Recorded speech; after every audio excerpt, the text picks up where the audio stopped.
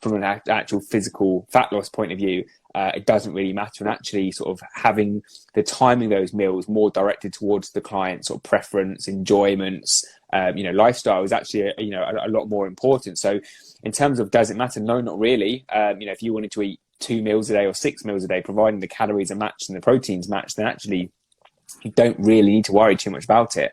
If you've got a client and they've just, got a super busy, hectic life, their job's high pressured or whatever it might be, and they just haven't got the opportunity to be eating every 3 hours, and they're being told, right, yeah, you need to eat every 3 hours on the dot, it's going to just be adding more stress and pressure to them.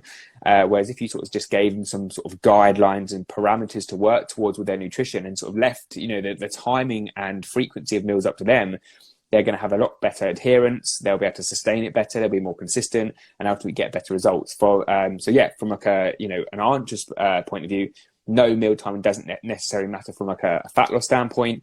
Eat when you feel you can, within your day.